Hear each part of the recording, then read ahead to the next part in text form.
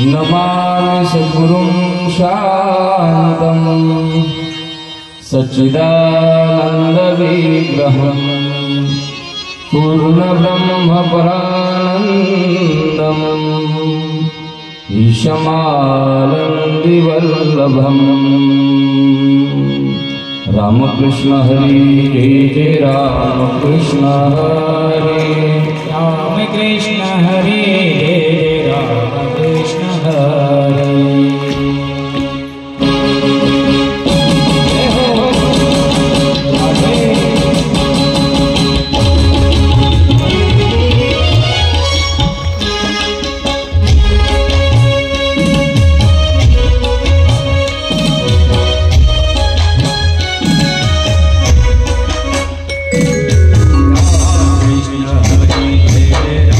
Hare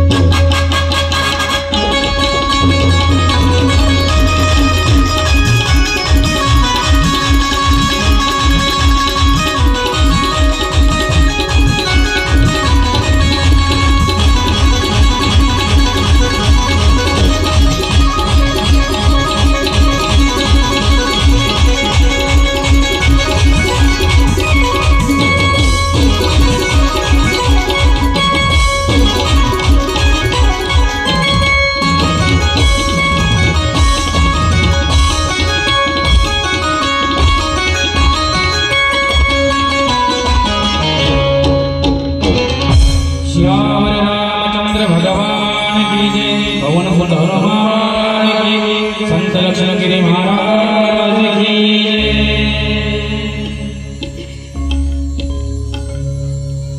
ओम नमो भगवते वासुदेवाय। श्री गणेशाय नमः। श्री सरस्वती नमः। श्री गुरुभ्यो नमः।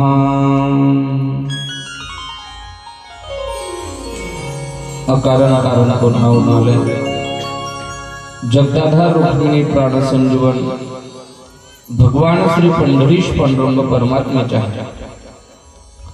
असीम अपार कृपेने विश्वमाऊली श्री संत ज्ञानेश्वर महाराज जगद्गुरु तुकोबराय आदिशक्ती मुक्ताई समर्थ सद्गुरु गजानन महाराज सकल संत महंतांच्या असीम अपार कृपेने श्री संत लक्ष्मणगिरी महाराज यांच्या पदस्पर्शाने पुनीत पावन असणारी आपली ही नगरी ग्राम मांडका महाराजींच्या मंदिर वर्धापन दिनानिमित्त 26व्या वर्षामध्ये आपण या ठिकाणी पदार्पण करतो आहोत। आज आपल्या श्रीमद शिव महापुराण कथेतील 6वा दिवस 6व्या दिवसातील प्रथम कथासत्राला आपण या ठिकाणी आरंभ करतो आहोत। कालकथेचा विचार करते वेळी ज्या दिव्य भगवान शिवजीची कथा आपल्याला श्रवण करायची आहे त्या शिवजीच्या द्वारा जगत निर्माण कसं झालं, अनेक देवदेवता कशा निर्माण झाल्या आणि त्या भगवान शिवजीचा जो विवाह आहे हा पहिला उमेच्या सोबत घडला, नंतर तीच उमा सती रूपामध्ये प्रगट झाली आणि तीच महाराज सती पार्वतीच्या रूपामध्ये पर्वत नावाच्या राजाच्या घरी मैनेच्या उदरी देवदेवतेने आराधना केल्याच्या नंतर प्रगट झाली। मैनेने सुद्धा त्या जगदंबेला प्रार्थना केली का बाबा मला शक्ती स्वरूप असणारी कन्या माझ्या उदरी त्या ठिकाणी जन्माला यावी। मग कन्या जन्माला यावी, जगदंबा स्वरूप असावी। मग त्या जगदंबेने सांगितलं माझ्यासारखं स्वरूप या जगतामध्ये दुसरं कोणाचं नाही।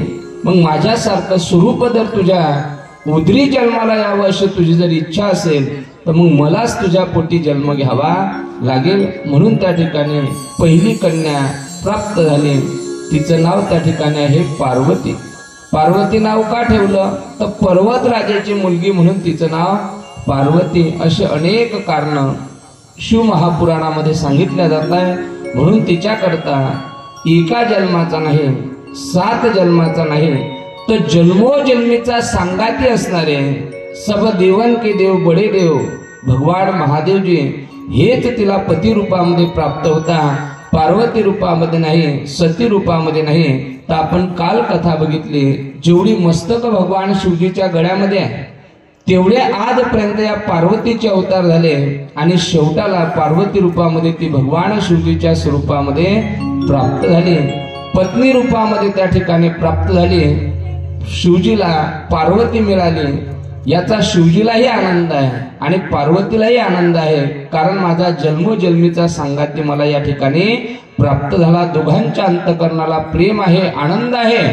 जसं तत्वज्ञानाने जीव ब्रह्माची एकता प्राप्त होते तत्वज्ञानाने, तसा पार्वती माता आणि भगवान शिवजीचं मिलन अर्थात जीव ब्रह्माचं ऐक्य त्या ठिकाणी आहे।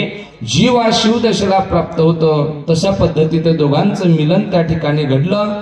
शिव पार्वती विवाह सोहळा संपन्न झाला। किती आनंदात संपन्न झाला, जेवढा कालच्या दिवशी माणकावासियांनी आनंद घेतला तेवढा आहे की नाही। पोरही काल रात्री ऐकत नव्हते आनंद महाराज, कारण मुलं नाचणारच ना, कारण भगवान शिवजीच्या लग्नामध्ये वराळच तसं होतं। कारण भगवान आपल्या लग्नामध्ये लांडगे असतात, पण भगवान शिवजीच्या लग्नामध्ये काय होते, भूते होते, वेताळ होते। आपल्याकडे अभंग काल वर्णन करून गेलो, भूते वेताळ नाचती, भूते वेताळ नाचती, भूते वेताळ नाचती, भूते वेताळ नाचती, भूते वेताळ नाचती, भूते वेताळ नाचती, भूते वेताळ नाचती, भूते वेताळ नाचती।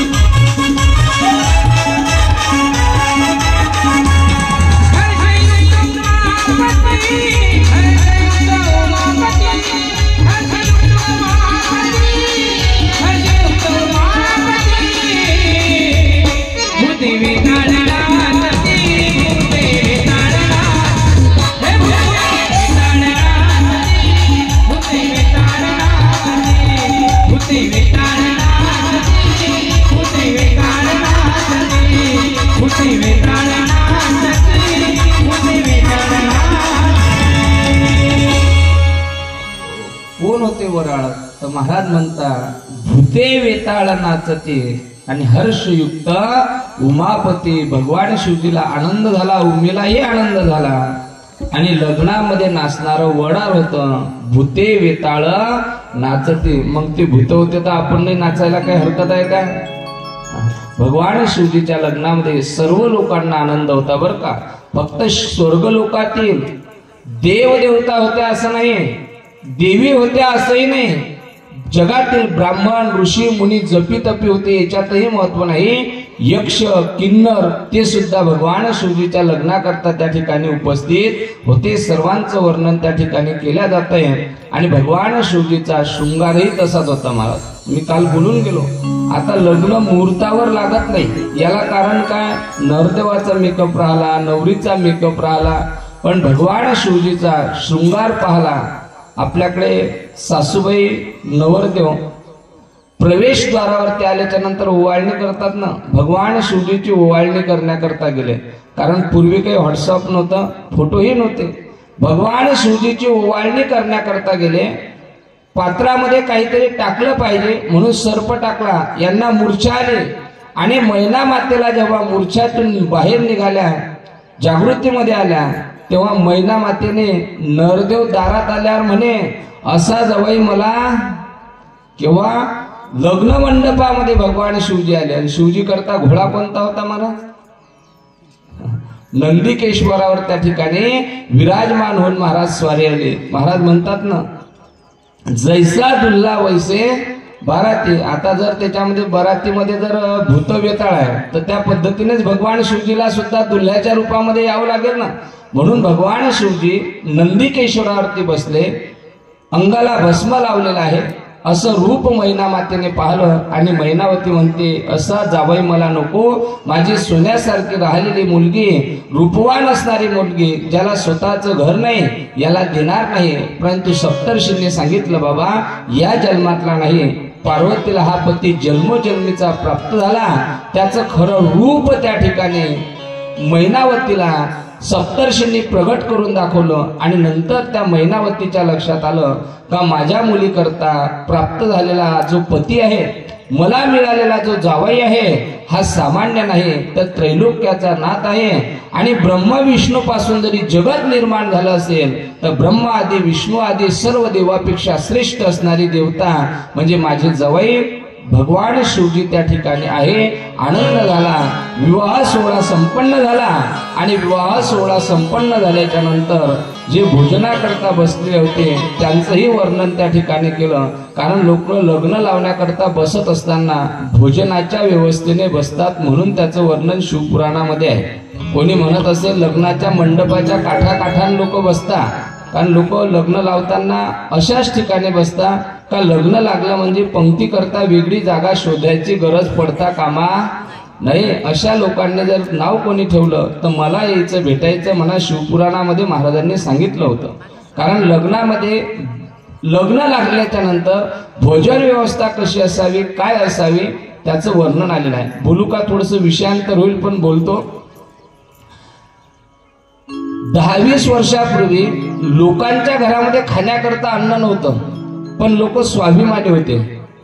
बाबा म्हातारे वयोवृद्ध व्यक्ती माझ्या समोर बरेच आहे.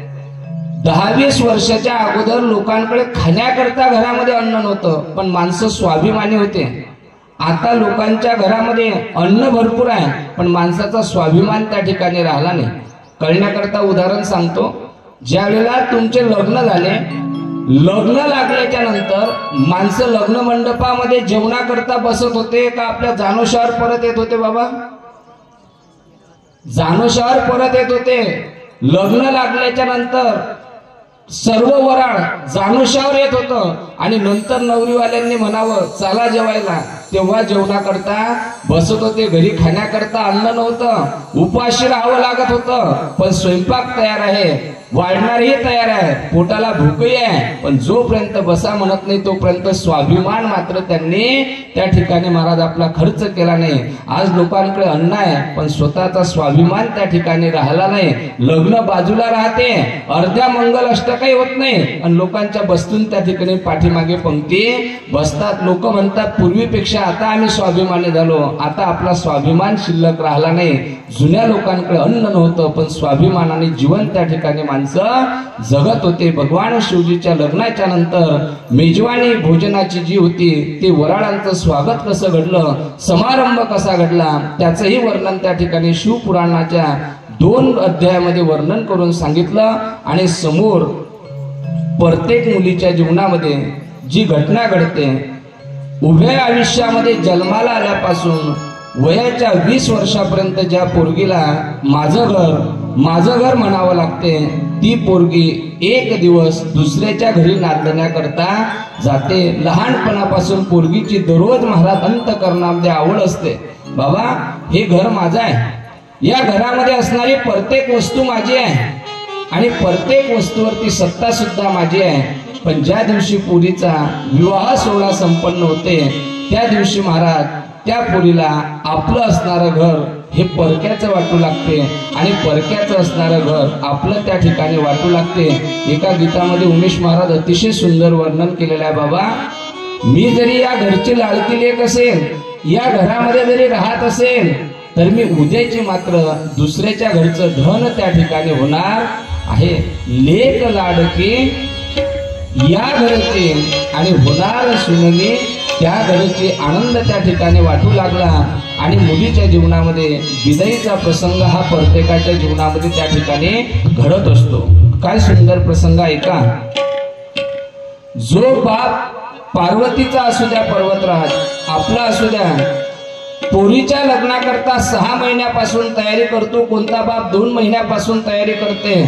पण 6 महिन्यामध्ये लोकांकरता नातेवाईकाकडे फिरत असताना ज्या बापाला थकवा वाटत नाही, तिला मात्र दुःख वाटत नाही, त्या बापाकरता पोरगी जेव्हा नांदायला निघते आणि मुलीची विदाईची वेळ येते, त्या दिवशी जगामध्ये कोणाच्या समोर न झुकणारा बाप त्याचे सुद्धा डोळे महाराज अश्रूने पाणवल्याशिवाय राहत नाही. तशी पार्वती माता जेव्हा नांदण्याकरता तिची विदाईची वेळ येते, त्यावेळेला त्या धर्म मंडपामध्ये सर्व लोक महाराज आपले डोळ्यांमध्ये अश्रूच्या धारा धारण करता आणि नेत्रातून अश्रू वाहायला लागतात. पण अश्रू वाहणारे 2 प्रकारचे असतात. एक दुःखाचे असतात आणि दुसरे आनंदाचे असतात. एका डोळ्यामध्ये आनंद होता, पार्वतीचं लग्न होणार म्हणून पार्वती मातेला आनंद होता का जन्मी जन्मीचा सखा माझा प्रिय महादेवजी मला प्राप्त झाले. आणि दुसरा दुःख होतं, ज्या मातेच्या पोटी जन्म घेतला त्यांना सोडून त्या ठिकाणी जायचं आहे. कंठ दाटून आला आणि पार्वती माता नांदण्याकरता जात असताना आपल्याला जे जायचं आहे ते आपल्या आईवडिलांची भेट त्या ठिकाणी घेतली पाहिजे. म्हणून महाराज पार्वती विदाईच्या वेळेला 4 लोकांना प्रत्येक मुलगी आपल्या जीवनामध्ये त्या ठिकाणी भेटते. पहिल्यांदा मुलगी जेव्हा विदाई करण्याकरता जाते, तेव्हा या स्त्री वर्गाला अंतःकरणामध्ये स्वभावता कळवळा निर्माण होतो आणि महिला मंडळी नेत्रातून अश्रू त्या ठिकाणी वाहायला लागतात. म्हणून पार्वती माता पहिल्यांदा आपल्या आईला पाहते आणि आईच्या हृदयाला त्या ठिकाणी कवटाळते आणि पार्वतीला पाहिल्याच्या नंतर महिलेच्या नेत्रातून अश्रू त्या ठिकाणी वाहायला लागतात. आनंदाचं चित्तामध्ये धारण आहे, पण आईचं दुःख महाराज अंतःकरणामध्ये त्या ठिकाणी आहे. मुलीला पाहिलं, लहानाचं मोठं केलं. कोणत्या पाहुण्याकडे नातेवाईकाकडे जर जायचं असेल तर मुक्काम करण्याची वेळ आली, पण मुक्कामामध्ये मन लागलं नाही. कारण घरामध्ये सर्व काही आहे, पण माझी एकुलती एक मुलगी मात्र घरी आहे. मुलीला नातेवाईकाकडे गेल्यानंतर सुद्धा आईला आपल्याला नातेवाईकाकडे राहावंसं वाटत नाही, कारण घरामध्ये राहणाऱ्या मुलीची चिंता असते. मग एक दिवस जर नातेवाईकाकडे मुक्काम करायचा तर रात्री करता मुलीची चिंता करणारी आहे. आता महाराज आयुष्यभर दुसऱ्याच्या स्वाधीन आपल्या पुरीला करायचं म्हणून आईच्या डोळ्यातून अश्रूच्या धारा वाहता मैनावती रडायला लागते. आणि महाराज रडत असताना आपल्या हृदयाला लावलेली जी पार्वती होती त्या पार्वतीला अनेक प्रकारची समजूत त्या ठिकाणी घालते. अगं या जगतामध्ये जन्माला आलेल्या प्रत्येक स्त्रीवर्गाला लहानाचं मोठं व्हावं लागते आणि एक ना एक दिवस परक्याचं धन म्हणून त्या ठिकाणी स्वाधीन करावं लागते. पार्वती तुझ्या जीवनामध्ये अशी घटना घडली असं नाही. या जगतामध्ये जो स्त्री वर्गामध्ये जन्माला आला त्या स्त्री शक्तीला एक ना एक दिवस आपलं घर सोडून परक्याच्या घरामध्ये राहण्याकरता जावं लागत असते. म्हणून महिनेने पार्वतीला अनेक प्रकारची त्या ठिकाणी समजूत घातली आणि नंतर आईच्या हृदयाला आलिंगन दिल्याच्या नंतर मिठी मारल्याच्या नंतर मुलगी महाराज दुसऱ्यांदा जाते आपल्या बहिणीकडे. बहीण लहान असेल मोठी असेल पण कवटाळून त्या ठिकाणी आपल्या बहिणीला मिठी मारते आणि बहिणीला सांगायला सुरुवात करते की बाबा आजपर्यंत घरातली वस्तू पाहिजे असेल तर मी तुमच्याकरता वाद केला, पण आजपासून हे सगळं तुमचं आहे. पण सगळं जरी तुमचं असेल तरी मी मात्र आता या घरामध्ये नाही. बहिणी आणि भावाकडे गेल्याच्या नंतर मुलगी आपल्या भावना ज्या व्यक्त करते ते जगतामध्ये दुसऱ्या कुठंच करता येत नाही महाराज. बहीण भाऊ किती श्रीमंत घरातले असू द्या, बहीण भाऊ किती गरीब घराण्यातले असू द्या, एखाद्या सामान्य गोष्टीवरून वाद केल्याशिवाय राहत नाही.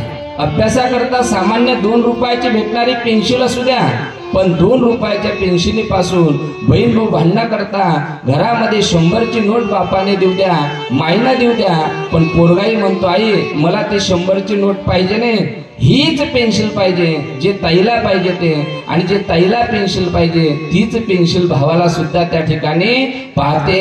पण जो बहीण जे भाऊ एकमेकाला 2 रुपयाची पेन्सिल देत नाही तेच बहीण ज्या दिवशी सासरला नांदण्याकरता जाते त्या दिवशी तो भाऊ महाराज ते आठवण करतो आणि बहिणीला सांगतो ताई या जगतामध्ये तुला काय पाहिजे, तुझ्याकरता हा भाऊ प्राण सुद्धा देण्याकरता तयार आहे. जो भाऊ महाराज 2 रुपयाची पेन्सिल देत नाही ना तो भाऊ महाराज जीवन समर्पित करण्याकरता तयार होतो.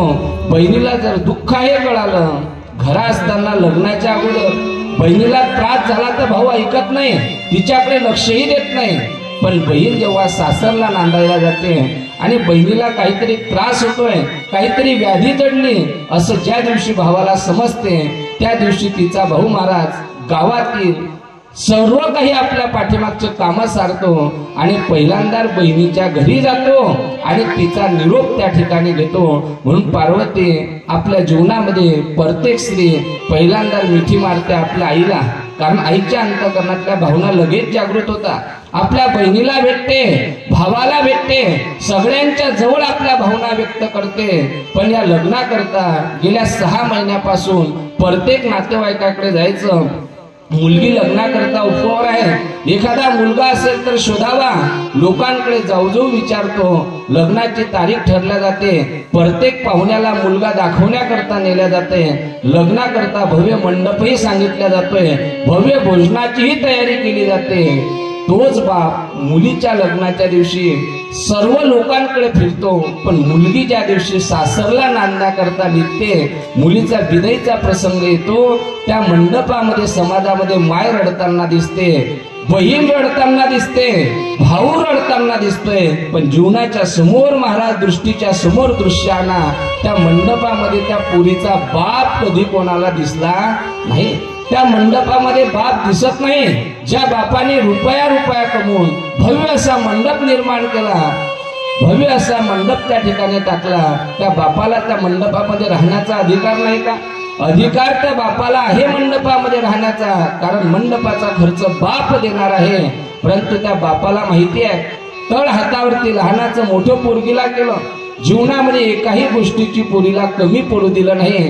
पण आता मात्र ही पोरगी जर आपल्या दृष्टीच्या समोर जात असेल तर ते दुःख कदाचित आई पचवू शकेल, पण बापाला मात्र त्या ठिकाणी पचवता येत नाही. बाप मंडपामध्ये असतो पण मध्यंतरी नाही, कोणत्या तरी एका कोपऱ्यामध्ये त्या ठिकाणी उभा असतो, एखाद्या खांबाला त्या ठिकाणी पकडतो आणि जगतामध्ये पुरुषत्व मिळवणारा बाप आपल्याला त्या खांबाला कळकळून मिठी मारतो आणि डोळ्यातून अश्रूच्या धारा त्या ठिकाणी वाहत मारत. बापाला भावना प्रगट करता येत नाही, कोणाच्या समोर बोलताही येत नाही. जी खाली माती असते आपल्या पायाने महाराज बोटाने अंगठ्याने माती त्या ठिकाणी सारवतो आणि त्या ठिकाणी आपल्या मुलीविषयीच्या भावना बाप प्रगट करतो.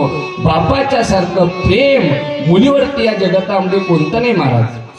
मुलगी जेव्हा नांदण्याकरता जाते तेव्हा पुरुषत्व असणारा बाप का रडतो. बापाच्या समोर एक दृश्य येते, आम्ही पती पत्नी आनंदाने नांदत होतो, पण त्या पती पत्नीचा एक दिवस भांडण झाले. आई बापाचे जर भांडण त्या ठिकाणी वाद झाला घरामध्ये तर आई बापाशी बोलत नाही, बापही आईशी बोलत नाही. संध्याकाळचा स्वयंपाक घरामध्ये होते पण दोघही पती पत्नी जेवण करत नाही. पती पत्नी जेवण करत नाही. पोरगी शाळेतून येते आणि घरामध्ये पोरगी जेव्हा येऊन पाहते नक्की आईबाबाचं काहीतरी भांडण झालेलं आहे, नक्की आईबाबाचा काहीतरी वाद झाला. आई बाबाचं भांडण पोरगीच्या लक्षात येते. आईने दुर्डीभर स्वयंपाक केलेला आहे, पोळ्या बनवलेल्या आहे, आईने भाजी सुद्धा केलेली आहे, पण आई सुद्धा जेवत नाही, बाबा सुद्धा जेवत नाही. तेव्हा त्या घरामध्ये जर पोरगी असेल महाराज तर ती पोरगी बाबाजवळ जाते, बाबाला समजून सांगते, आईच्या जवळ जाते, आईला समजून सांगते. ताट महाराज स्वयंपाकाचं तयार करते आणि बाबाच्या जवळ जाते आणि बापाला म्हणते, बाबा तुम्हाला जर वाटत असेल मी जेवण करावं तर त्याच्याकरता पहिला घास मात्र माझ्या हातचा कोणाला घ्यावा लागेल, तुम्हाला त्या ठिकाणी खावा लागेल. पोरगी ताट भरून आणते. जो पती महाराज पत्नीच्या हातचा स्वयंपाक खायला तयार नाही, वादाच्या दिवशी त्या दिवशी महाराज पोरगी तोच स्वयंपाक आणते, ताटात घेते आणि आपल्या हाताने बापाला घास भरवते. बापाच्या समोर ते दृश्य आठवते. बाबा अरे पती पत्नीला सोबत आयुष्य काढावं लागतंय, पण काही क्षणापुरता जर वाद झाला तर आपण अन्नाचा त्याग करतो, पण माझ्या पोरीने मात्र माझ्या बापाला कधी घरामध्ये उपाशी झोपू दिला नाही. पण माझी ताई आता गेल्याच्या नंतर आमचा जर प्रापंचिक वाद झाला तर आता मात्र तो प्रेमाचा घास जगतामध्ये दुसरा कोणी देणार नाही. प्रेमाचा घास भरवणारा कोणीच त्या ठिकाणी जगतामध्ये भेटणार नाही. म्हणून आईच्या अंतःकरणामध्ये प्रेम प्रगट होते, बहिणीच्या अंतःकरणामध्ये प्रेम प्रगट होते आणि बापाचं तर महाराज विचारच करायचं काम नाही. मुलगी आईला भेटते, भावाला भेटते, बहिणीला भेटते, पण मुलगी जेव्हा जावयाची उपरण्याची गाठ बांधलेली असते, गाडीमध्ये बसण्याकरता जाते, तेव्हा पोरीच्या लक्षात येते मी तर माझ्या जन्मदात्या आईला भेटले, बहिणीला भेटले, भावाला भेटले, पण जात असताना मात्र माझा बाप दिसला नाही. तेवढ्यामध्ये पोरीचं लक्ष जाते कोपऱ्यामध्ये उभ्या असणाऱ्या रडत असणाऱ्या बापाकडे.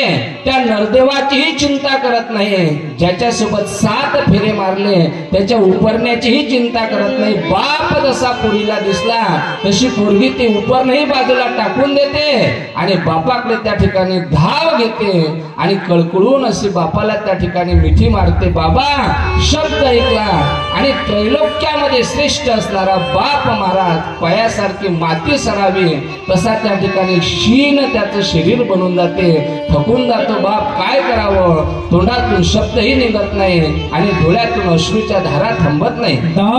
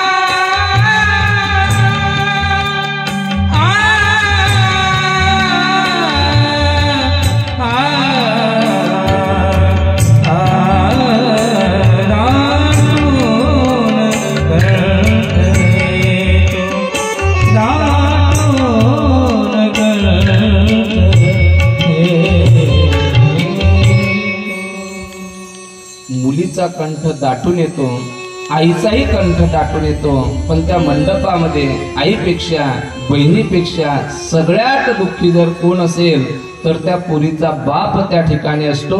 आईला समाजामध्ये दुःख प्रगट करता येते, पण बापाचं दुःख मात्र समाजाच्या समोर बापाला कधीहीच प्रगट करता येत नाही आणि आलं सुद्धा त्या ठिकाणी नाही। मुलगी बापाच्या जवळ जाते, कळकळून मिठी मारते आणि महाराज बापाच्या मिठीला सोडावंसं त्या पुरीला कधी वाटत नाही।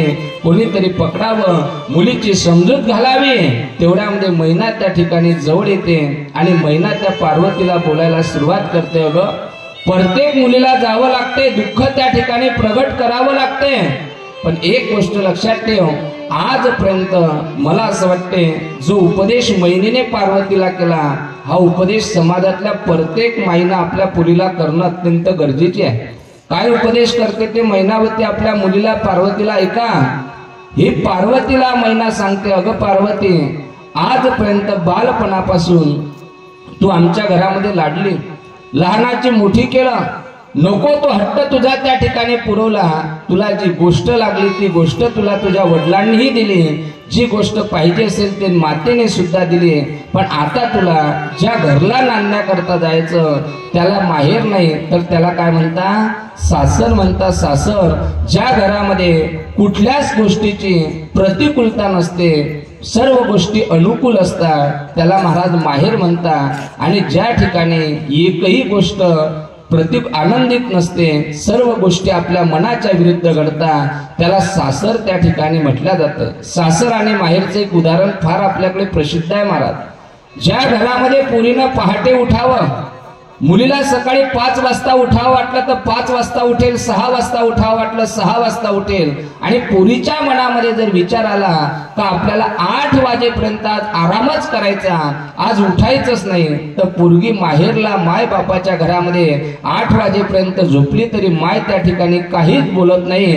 पोरगी जरी मोठी झाली, स्वयंपाक जरी पुरीला येत असेल, घरकाम घरधंदा जरी पुरीला येत असेल, आणि कदाचित भावानं आणि बापाने जर त्या ठिकाणी म्हटलं उठ 8 वाजले, किती वेळ झोपणार, भावाने जर शब्द त्या ठिकाणी बोलला तर बाय आणि माय त्या ठिकाणी येतील, सांगते बाबा अरे 1-2 वर्ष घरामध्ये राहणार, पण माझ्या पुरीचं ज्या दिवशी लग्न होणार त्या दिवशी सासरला नांदायला गेल्याच्या नंतर माझ्या पुरीला मात्र एवढं निश्चिंत झोपण्याकरता भेटणार नाही। भाऊ जर बोलला महाराज बहिणीला तर आईला बापाला ते शब्द सहन होत नाही, बाप पुरीला त्या ठिकाणी झोपू देते, पण त्या दिवशी माय बापाला ते दृश्य आठवते, आपल्याला जे पाहिजे होतं तिथपर्यंत पोरगी झोपली, जे पाहिजे तो हट्ट आपण मुलीचा पुरवला, पण आता सासरला नांदायला गेल्याच्या नंतर घरातले सासरे कसे आहे, सासू कशी आहे, होणारा जावाई कसा आहे याचा स्वभावाचा परिचय मात्र त्या ठिकाणी नाही।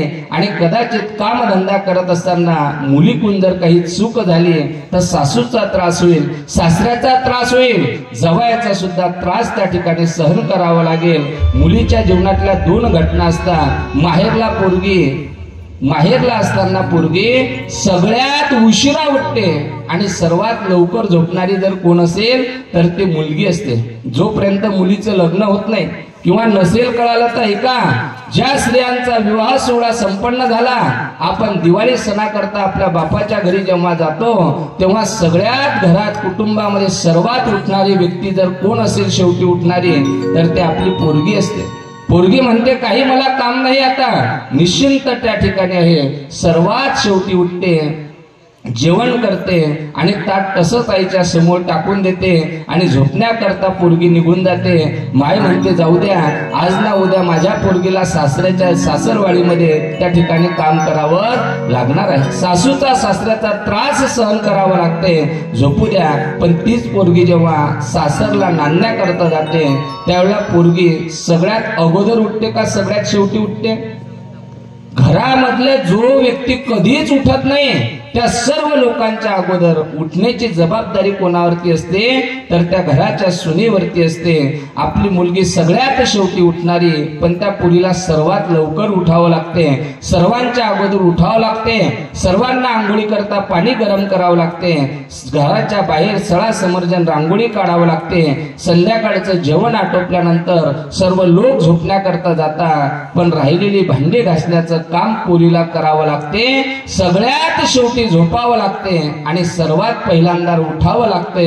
याला सासर म्हणतात। आणि सर्वात महाराज उशिरा उठावं आणि सर्वात पहिले झोपावं याला काय म्हणता माहेर। त्या ठिकाणी म्हणता मुलीच्या जीवनामध्ये ह्या दोन गोष्टी सासर आणि माहेरच्या ठिकाणी घडता।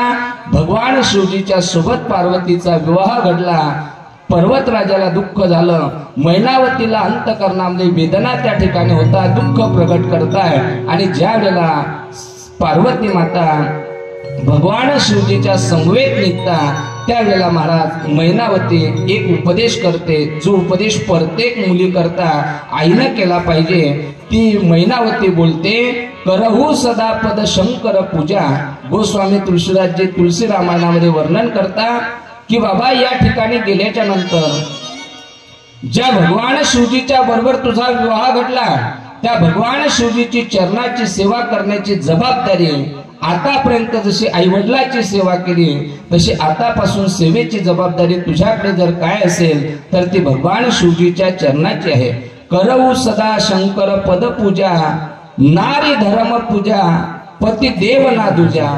नारी धर्मामध्ये पतीसारखा दुसरा देव या जगतामध्ये कुठला नाही। स्त्री करता कोणता देव आहे तर आपला पती हाच पत्नी करता देव आहे।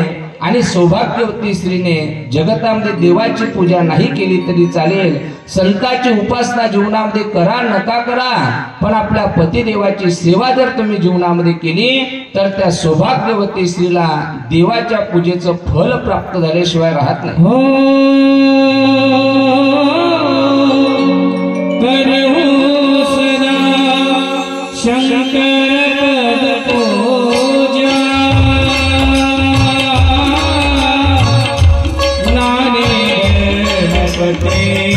देवला दूजा।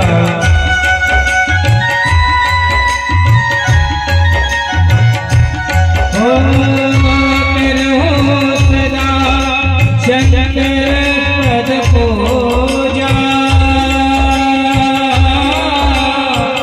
नारी धर्मपति देवला दूजा।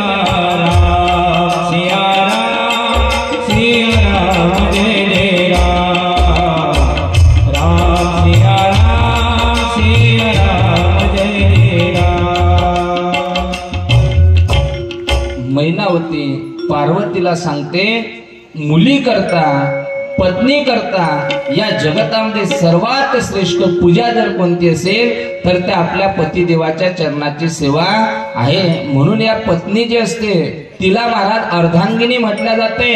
भगवान आपल्या पतिदेवाची सेवा जी सौभाग्यवती स्त्री करते तिच्या करता दुसरी देवाची पूजा करण्याची गरज नाही। जसं मी परवाला बोलून गेलो, जगातल्या सगळ्या तीर्थांमध्ये तुम्ही स्नान केलं पण आई वडील रूपी तीर्थाचं जर स्नान करत नसाल तर तुमच्या जगातल्या तीर्थ स्नानाला काही महत्व नाही।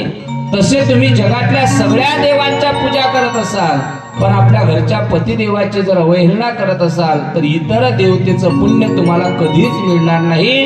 कारण जगद्गुरु तुकोबरांनी काही पूजेचे फल सांगितले, कोणत्या माणसाच्या जीवनामध्ये कोणती पूजा केली म्हणजे त्याचं फल त्याला त्या ठिकाणी मिळते। एखादा विद्यार्थी असेल, शाळेमध्ये शालेय शिक्षण घेत असेल, त्याने देवपूजा नाही केली तरी चालेल, मंदिरामध्ये नाही गेला तरी चालेल, पण ज्या विषयामध्ये तो पारंगत आहे, ज्याचं शिक्षण घेतो त्याचा अभ्यास करणं हे त्याचं कर्तव्य आहे आणि त्याचं कर्तव्य जर तो पार पाडत असेल तर त्याच्याकरता तेच काय आहे, देवाची पूजा त्या ठिकाणी आहे। तुकोबरांचा एक प्रसिद्ध अभंग आहे।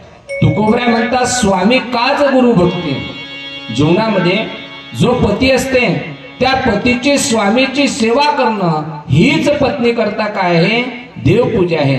स्वामी काज गुरु भक्ती, तुम्ही पतीची केलेली सेवा हीच पत्नीच्या जीवनातली भक्ती आहे। इतर शुक्रवारचे गुरुवारचे उपवास करायची गरज नाही, पतीची सेवा करा, तुम्हाला पुण्य मिळाल्याशिवाय राहणार नाही. स्वामी काज गुरु भक्ती पितृवचन सेवापती.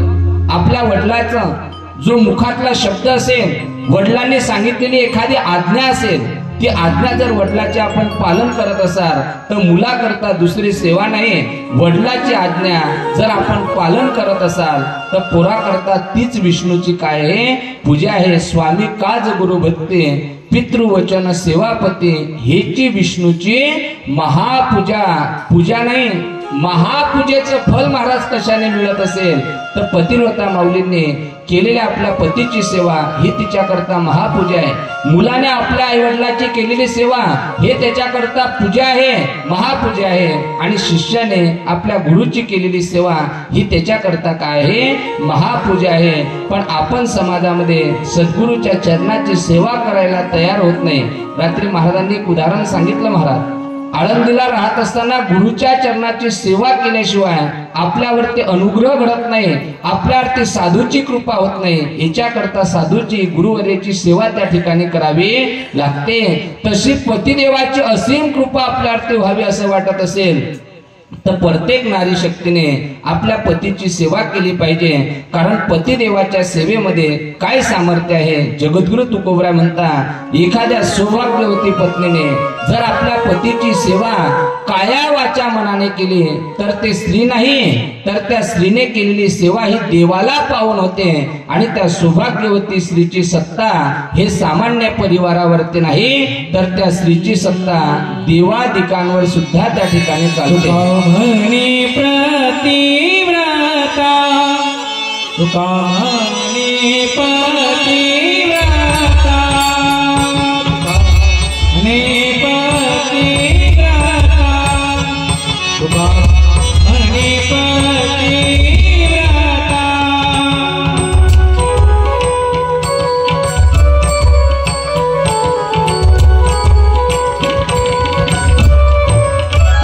तिची देवारी सत्ता, तिची देवारी सत्ता, तिची देवारी सत्ता, तिची देवारी सत्ता. तुका म्हणे प्रतिव्रता, तुका म्हणे प्रतिव्रता, तुका म्हणे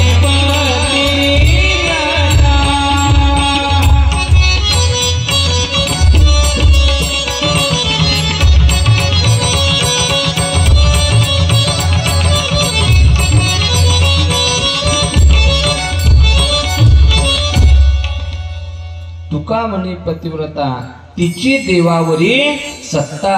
का महाराज, खरोखर पतिव्रता स्त्रीने जर आपल्या पतीची काया वाचा मनाने सेवा केली तर तिची देवावर सत्ता चालते का? याकरता पुराणातले अनेक उदाहरणं आपल्या समोर ठेवता येतील. महाराज रामायणामध्ये प्रसंग येतो. त्रेतायुगामध्ये एक शांडिल्य नावाची महान पतिव्रता होती आणि देवाला, आपल्या पतिदेवाला भगवंतापर्यंत नेण्याकरता सूर्याचा उदयापर्यंत त्या ठिकाणी पोचायचं होतं. म्हणून महाराज त्या ठिकाणी तिने सूर्याला सुद्धा उगवताना थांबवलं आणि सूर्याला अस्ताला जाताना सुद्धा त्या ठिकाणी महान पतिव्रता माऊलींनी थांबवलं. उर्मिला ही लक्ष्मणाची पत्नी, रामायणामध्ये आलेली कथा आहे. जेव्हा लक्ष्मणजीला शक्ती लागली आणि हनुमंतराय द्रोणागिरी पर्वत आणण्याकरता निघाले, पण त्या वैद्याने सांगितलं सूर्य उदयाच्या अगोदर जर संजीवनी आली तर लक्ष्मणाला ही जडीबुटी देता येणार नाही, तर विश्वास त्या ठिकाणी मी देऊ शकत नाही. लक्ष्मणाची जिवंत राहतील याचीही शाश्वती देऊ शकत नाही. हनुमंतरायाने पण घेतला, द्रोणागिरी आणण्याकरता निघाले, पण हनुमंतरायाला मध्यंतरी भेट झाली ती उर्मिलेची. भरताला वाटलं राम रावणाचं युद्ध चालू आहे दक्षिणेकडे आणि दक्षिण दिशेकडे जर माझे राम प्रभू असतील आणि कोणीतरी वानर हातावर पर्वत घेऊन चाललं असेल तर कदाचित हे काहीतरी आसुर व्यक्ती असले पाहिजे, दैत्य असले पाहिजे आणि यांनी माझ्या राम प्रभू करता काहीतरी संकट घेऊन चालले असणार. म्हणून भरतजीने बाण मारला.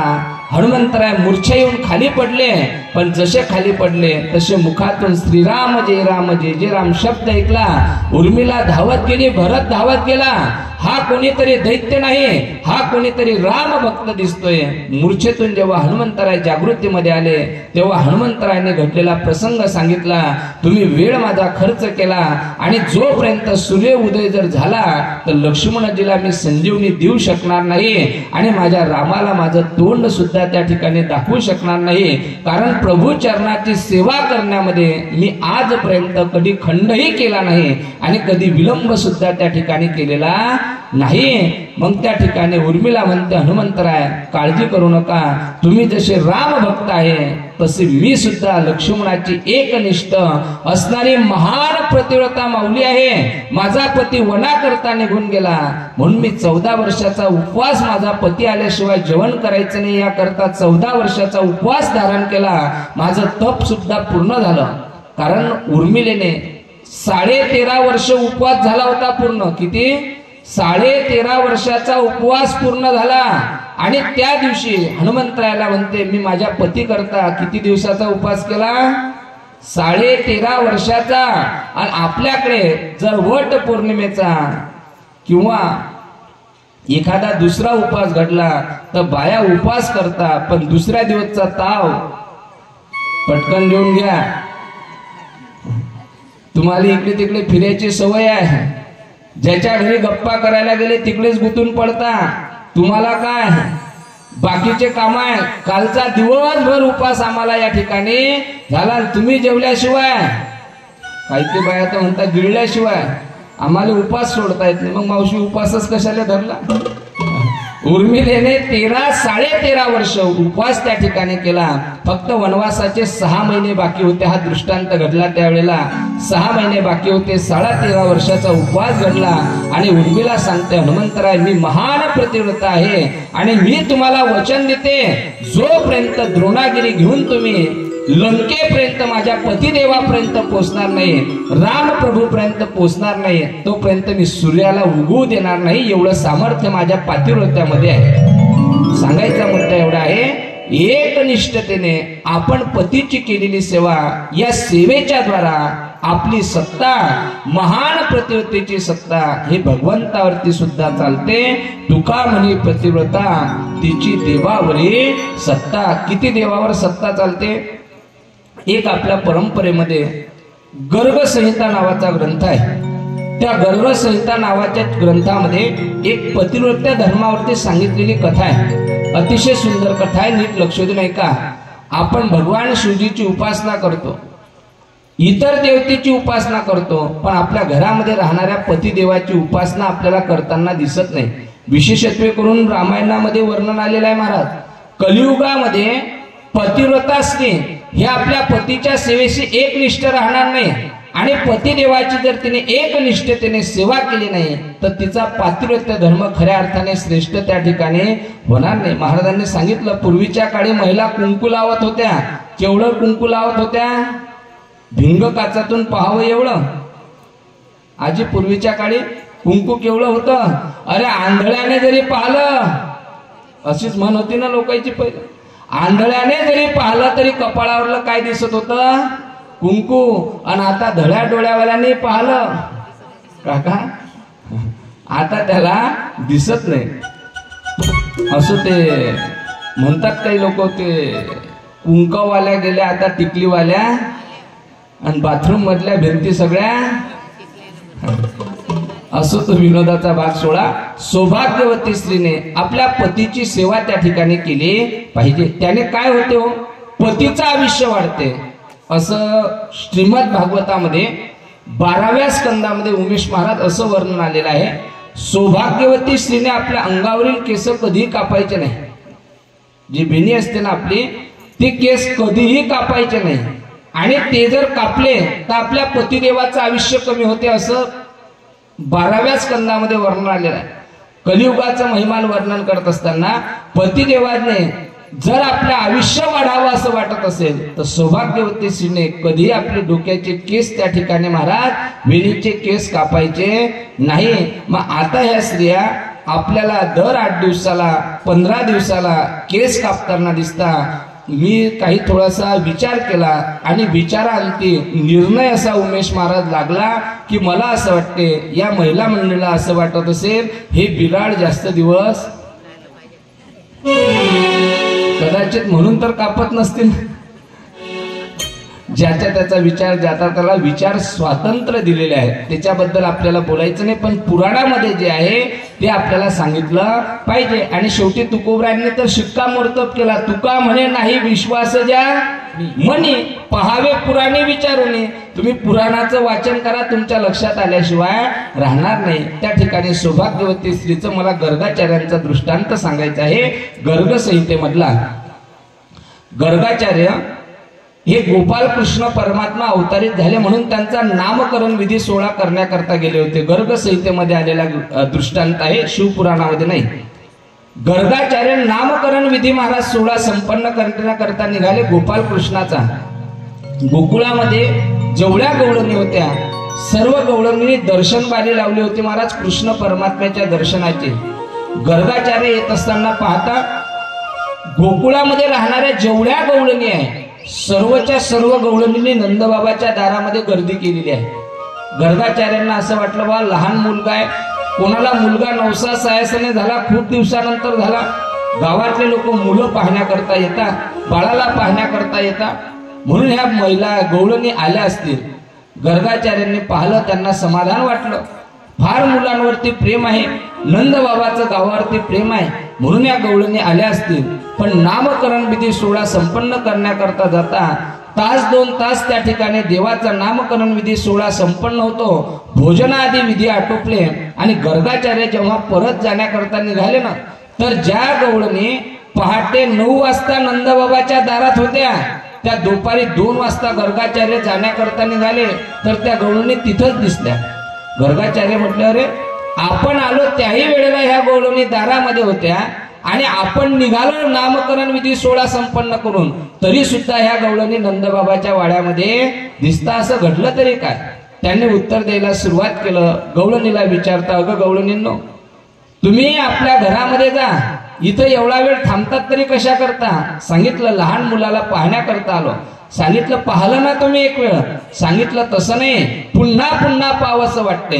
दर्शन घेतल्यानंतर पुन्हा बारीत यायच्या, पुन्हा कृष्ण परमात्म्याला पाहायच्या, पुन्हा बारीत लागायच्या, पुन्हा दर्शन घ्यायचं. गर्गाचार्य म्हटले एकदा बाळ पाहला का, 2 वेळा पाहला का, 10 वेळा पाहला का? मुलगा पाहला घरी जा. तुम्ही प्रापंचिक आहे, प्रत्येकाला घरी सासू सासरे आहे, पती आहे, लहान मुलं आहे, घरी सासू सासऱ्याची सेवा करा. माणसाला दीर्घ आयु त्या ठिकाणी प्राप्त होते. पतीची सेवा करा, भगवंताच्या सेवेचं पुण्य मिळते. लहान मुलाची सेवा करा, म्हातारपणाचा सहारा त्या ठिकाणी बनतो. अनेक प्रकारचा उपदेश गर्गाचार्य करता, पण त्या गवळणी मात्र गर्गाचार्याचा ऐकायला तयार नाही.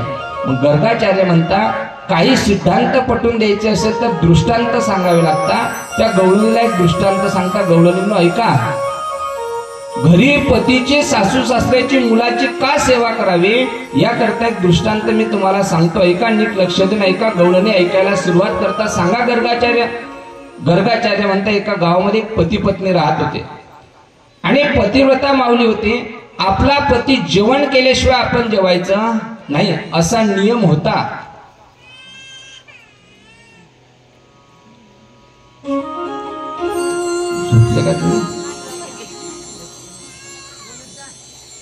पतिव्रता माऊलीचा नियम असा होता द्वापार युगामध्ये का पती जेवल्याशिवाय जेवायचं नाही, पतीने पाणी पिल्याशिवाय आपण पाणी सुद्धा प्यायचं नाही. आता तो कोणत्या घरी राहिला मला याच्यावरती चिंतन करायचं नाही. एवढी एकनिष्ठ असणारी महान पतिव्रता पतीची सेवा काया वाचा मनाने करत होते. एक दिवस लहानसं 1 वर्षाचं मूल दुसऱ्या खोलीमध्ये झोपलेलं आहे.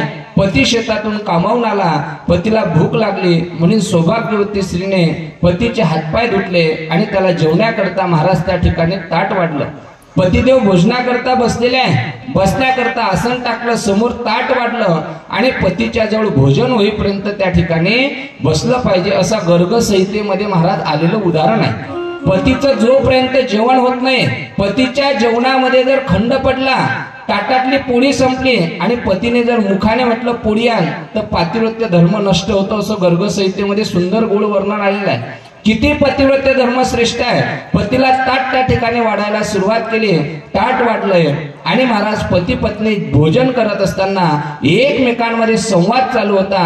पती पत्नीचं बोलण्याचे शब्द दुसऱ्या खोलीमध्ये झोपलेल्या पोरांना ऐकले आणि झोपलेलं पोरग काय झालं, जागी त्या ठिकाणी झालं. पोरग जागी झालं. आईचं लक्ष गेलं, बापाचंही लक्ष गेलं, पण आईचं लक्ष फक्त पोराकडे गेलं नाही तर पतिव्रता होती म्हणून पतिदेवाच्या ताटाकडे सुद्धा गेलं. म्हणून चुलीवरली भाजी आणली, पतिदेवाला वाढण्याकरता गेली. पहिले मुलाला घेतलं नाही, पहिल्यांदा पतिदेवाला भाजी वाढली आणि भाजी वाढण्याकरता गेली तर तेवढ्यात लक्ष गेलं, ताटातली पोळी सुद्धा संपलेली आहे. म्हणून महाराज तो पोरगा आई वडिलाचा आवाज ऐकला आणि आई वडिलाच्या दिशेने रांगत रांगत त्या ठिकाणी यायला लागला. पण आईने जोपर्यंत भाजी वाढली तोपर्यंत आई वडिलाच्या दिशेने आला. पण आई जेव्हा भाजीचं बैगुनच चुलीवर ठेवण्याकरता गेली आणि दुर्डीतली पोळी घेण्याकरता गेली तेव्हा पोराची नजर चुलीकडे गेली आणि आईने गरम स्वयंपाक केला होता आणि त्या चुलीमध्ये लाल बुंद असा काय होता, निखारा त्या ठिकाणी होता. आईला असं वाटलं रांगत येणारं मूल माझ्या पाठीमागे येणार म्हणून पतिव्रता माऊली पतीला पोळी वाढण्याकरता गेली. पोराने रस्ता बदलला. लाल बुंद असणारी खेळण्याची काहीतरी वस्तू आहे म्हणून चुलीकडे पाहण्याकरता गेला आणि तशी पोराने काहीतरी वस्तू म्हणून झळप टाकली आणि लाल बुंद निखाऱ्यामध्ये पोरगा जाऊन पडला. सगळ्या गवळणी हळहळ करायला लागल्या. त्या मुलाला काय झालं असेल, 1 वर्षाचा पोरगा, कवळी कातडी जळाला असेल, पोळाला असेल, भाजलं असेल. काय झालं गर्गाचार्य, काय झालं गर्गाचार्य. गर्गाचार्य म्हणता काळजी करू नका, त्याची जी आई आहे ते कोणी सामान्य स्त्री नाही तर त्याची आई पतिव्रता आहे. तिची देवावर सत्ता आहे. पतीची काया वाचा मनाने सेवा करत होते म्हणून भगवान परमात्म्यावरती त्याची सत्ता चालली आणि लाल बुंद असणाऱ्या निखाऱ्याचं रूपांतर फुलामध्ये भगवान परमात्म्याने केलं. तुका म्हणे पतिव्रता तिची देवावरी सत्ता. एवढा पातिव्रत्य धर्म श्रेष्ठ आहे. कोण म्हणता, गर्गाचार्य म्हणता एवढा पतिव्रत्य धर्म श्रेष्ठ आहे. एकदा देवाला पाहिलं का, 10 वेळा पाहिलं का, जा घरी सासू सासऱ्याची पतिदेवाची सेवा करा. पण त्याही गोकुळातल्या गवळणी होत्या महाराज, त्याही गोकुळातल्या गवळणी होत्या. गवळणी बोलायला सुरुवात करता, देवा आम्ही जसा तुमचा दृष्टांत ऐकला, मनाला लहान मुलाविषयी भावना प्रगट झाल्या, हळहळ व्यक्त केली. पण ऐका देवा, तुम्ही म्हणतात ना घरी जा पतीची सेवा करण्याकरता, आम्ही सुद्धा पतिव्रता माऊली आहे आणि आम्ही सुद्धा आमच्या पतीची सेवा करतो. गर्गाचार्य म्हणता मग घरी जाणं पतिव्रता आहेत तर. त्या गवळणीने उत्तर द्यायला सुरुवात केलं, गर्गाचार्य जसा दृष्टांत तुम्ही दिला तसा दृष्टांत आम्ही सुद्धा सांगतो, पण आमचा दृष्टांत नीट लक्ष देऊ नये का. गर्गाचार्य म्हणता काय दृष्टांत आहे तुमचा तरी सांगा. जसा तुमच्या दृष्टांतामध्ये पती पत्नी होते तसा माझ्याही दृष्टांतामध्ये पती पत्नी आहे.